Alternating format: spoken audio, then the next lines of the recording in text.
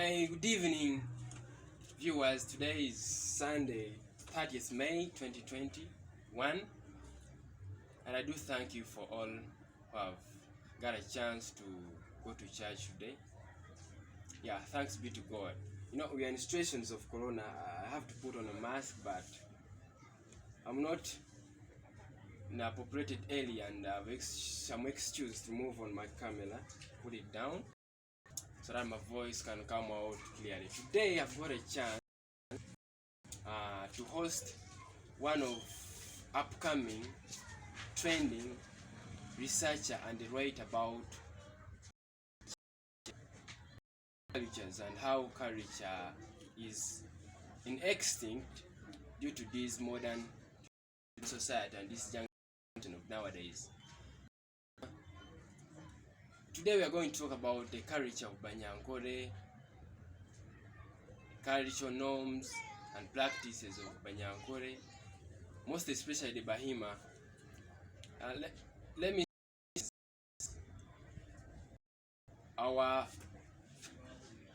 researcher, Mr. Talemwa Emmanuel. Good evening, sir. Yes, good evening, Mr. Bainam. I've got a chance to meet you today. I've been following you on your YouTube channel. Thank you. Reading your books, and I've got a chance to meet you today. And I thank you. I do really thank you, exceedingly thank you for giving me this chance to come and ask you more questions. Ask you questions that have been flowing in my head about cultures, how they're going in this modern society. And today, we'll start by asking you about the culture of Banyankore. What is, when a person speaks about Banyankore, what does it mean for sure? Well. So first of all, also let me take this chance to say a good evening to everyone who is viewing or who is to view this video soon or later. And I want to say good evening and a welcome to everyone who's going to church and those ones who are back home yet and those ones who are not yet back home. I wish you a safe journey. And as a blessed day, I'm also blessed to have you because this is one of the ways to explore my work, to show and to teach the more especially the young generation, that generation that is coming up, that is growing, to teach them and to show them and to show my work out. So I'm also blessed. You've asked me a question about Banyankore. Definitely, these are also Bantu speaking group of people. They speak majorly their language is called Banyankore. And of course, in Banyankore, we have got some clans. We have got a lot of tribes. Clans.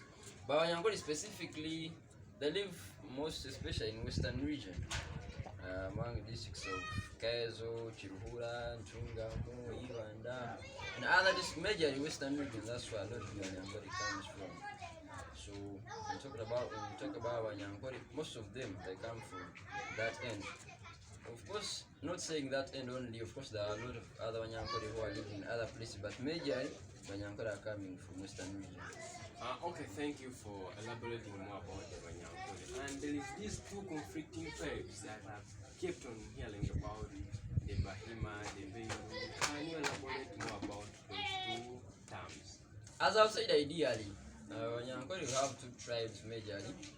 We have the Bahima, those are the pastoral Banyankore, the Banyankore that graze cattle, the Banyankore that look after cattle. Alright? And then we also have the Veyu. Those are cultivators. They grow crops on a large piece of land, so that are called Veyu. So actually, ideally, those people are living in harmony. They didn't have a lot of differences. They had in some marriages they used to work together because these ones were cattle keepers and these ones were growers. So ideally, they didn't have any problem. But maybe these days, something has started cropping up as disagreements, as the differences, as disagreement. These two people, the Banyankore and Veyu, have started cropping up some bad manners which ideally were not existing.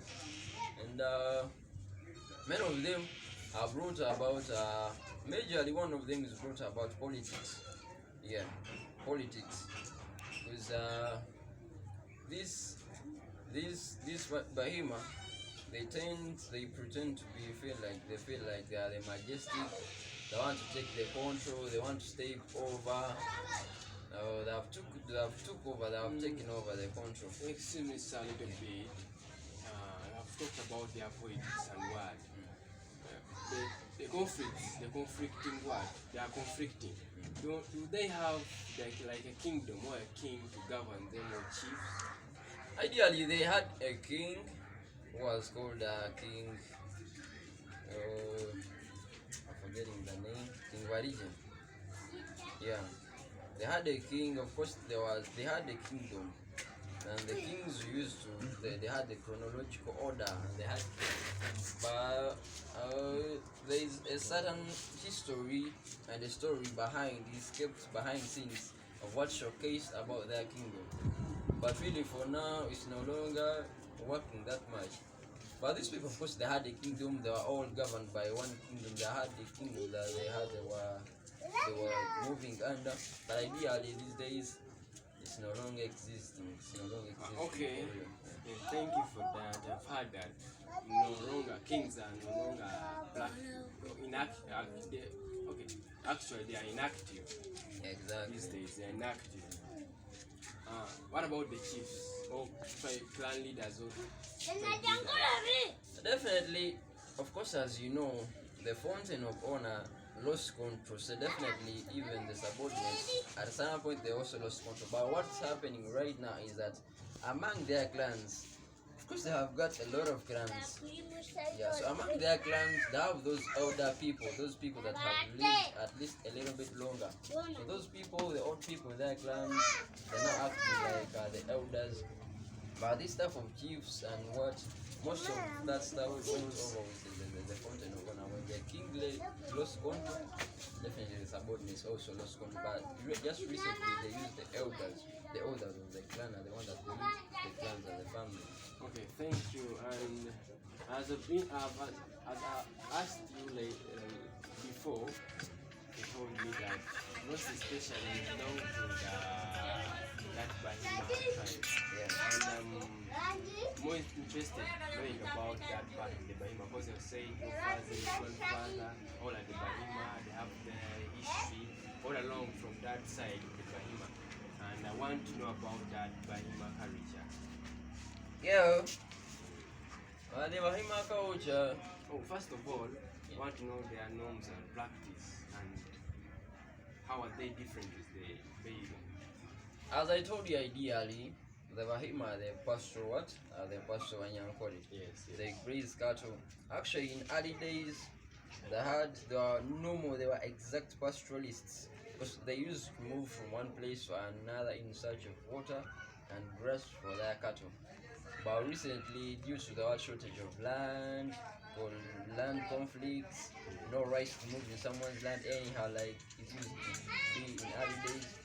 So that stuff of moving here and there is really limited these days. But definitely, of course, as I've told you, like the most norms, as I've told you, ideally that Banyankore, of course, they have Vero and Bahima, but Bahima still have their cultural norms, which makes them different still from Vero. Like for example, most interestingly, right now in my house where I stay, I've got this container. This is where I keep my ghee. When I go back home, my mom gives me like a kilogram. I just bring it and put it in this container to make it what? To make it remain kept clean. Is it like a preservative or? Yeah, exactly. This container preserved ghee in a most efficient way because I mean it has that scent that comes out of it, which protects the ghee in the most safe way. And most of you don't practice that really. And even those who practice it, they've just copped up it. And also most Bahima that have still got their culture norm.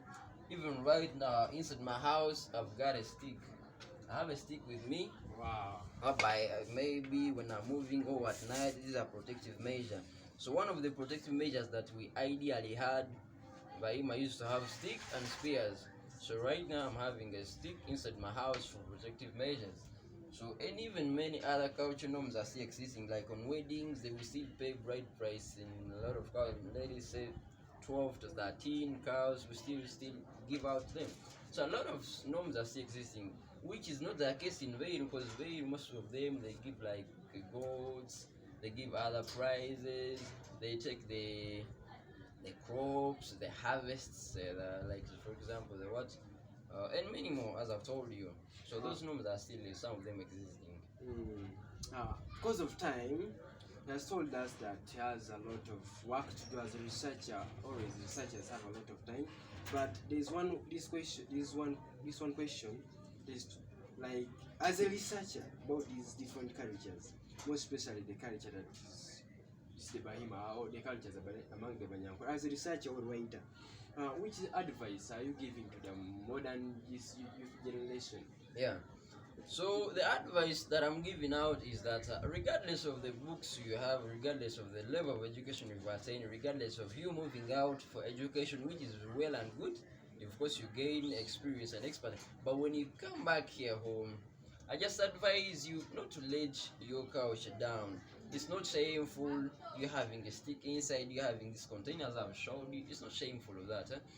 Just respect your culture, maintain your culture, greet people in the way that the right way should be done.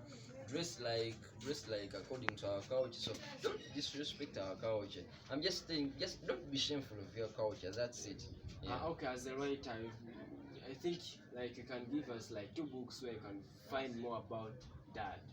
Of course, there are a lot of books that have been written which have got the culture norms and values. Like me personally, I've got a book called Emyoga Banyankore. Emyoga Banyankore is a book elaborating more about the culture norms and the things that the real Banyankore should be doing. And maybe I'm advising you not even many more other books. We have a lot of books. There's another book called Emsoya Banyankore Shemerere. So it's also a good book. It teaches about the culture norms, the practices, the things that the real Banyankore should be doing. All those books, just go on our social media handles, go to Google, go to media platforms, look out for those books and read more and more. And also when I get time, I'll be interacting more and more with this Mr. Bainon. I shall be talking about and elaborating more about the culture in order to make it stay. Yeah. Thank you.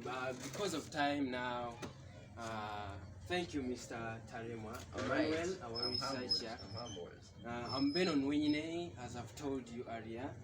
And because of time, he got little time, but we shall be knowing more about these cultures, like how the ancient norms practices can be restored, because we are seeing modern society, this young generation is no longer practicing those norms and practices as he has told us, because I have not seen any use or a person holding this walking stick as he has told us, but he will tell us more about this and more videos. Keep on following my YouTube channel, my YouTube handle, Benon.